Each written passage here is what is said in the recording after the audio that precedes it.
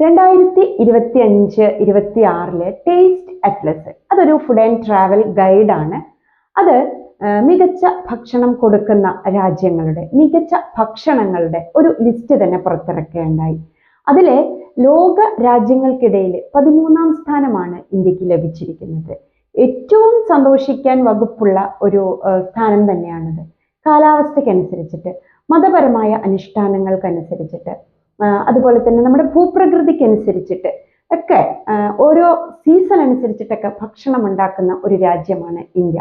അപ്പോൾ നമ്മളെ സംബന്ധിച്ചിടത്തോളം ഇത്തരം ഒരു റാങ്കിങ് സിസ്റ്റം വന്നപ്പോൾ നമുക്ക് ഫുഡ് മേഖലയിൽ, ഫുഡ് വ്യവസായത്തിൽ മുന്നോട്ട് പോകാനുള്ള ഒരു കച്ചിത്തുരുമ്പാണത്.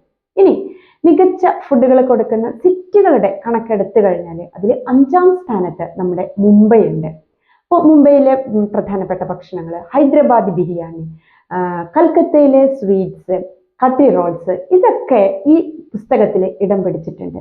ഈ ടേസ്റ്റ് അറ്റ്ലസ് എന്ന് പറഞ്ഞു കഴിഞ്ഞാൽ നമുക്കിപ്പം ഭക്ഷണത്തിന് ഒരു റാങ്കിങ് സിസ്റ്റം മാത്രമല്ല, നമ്മൾ മസ്റ്റ് ട്രൈ ചെയ്യേണ്ട ഐറ്റങ്ങൾ, അതുപോലെ പരമ്പരാഗത രീതിയിലുള്ള ഭക്ഷണ രീതികൾ, അവിടുത്തെ ഏതാണ് ആ രാജ്യം, എങ്ങനെയൊക്കെയാണ് അവരത് ഫോളോ ചെയ്യുന്നത് തുടങ്ങിയ കാര്യങ്ങളെക്കുറിച്ച് നമുക്കൊരു നല്ലൊരു ഗൈഡൻസ് തരാൻ പറ്റുന്ന രീതിയിലുള്ള ഒന്നാണ് ഈ ടേസ്റ്റ് അറ്റ്ലസ് എന്ന് പറയുന്നത്.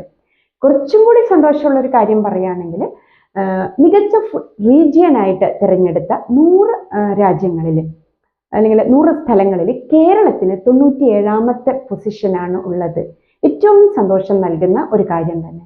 അപ്പോൾ ഇതിൽ നമ്മുടെ കരിമീൻ പൊള്ളിച്ചത്, അതുപോലെ ഇടിയപ്പവും സ്റ്റൂവും, തേങ്ങാ ചമ്മന്തി, ഇതൊക്കെ മസ്റ്റ് ട്രൈ ലിസ്റ്റിലാണ് അവർ ഉൾപ്പെടുത്തിയിട്ടുള്ളത്.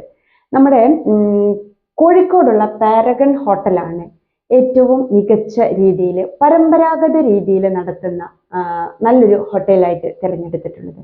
2ാം സ്ഥാനത്ത് തൃശ്ശൂർ ജില്ലയിലെ ഭാരത് എന്ന് പറയുന്ന ഹോട്ടലുണ്ട്. 3ാം സ്ഥാനത്തേക്ക് വരുമ്പോൾ തിരുവനന്തപുരത്തെ ആര്യ നിവാസ് ഉണ്ട്. അപ്പൊ ഇതൊക്കെ നമുക്ക് മുന്നോട്ട് പോകാനുള്ള ഒരു പ്രതീക്ഷയുടെ നാമ്പുകളാണ് തരുന്നത്. Let light shine out of darkness.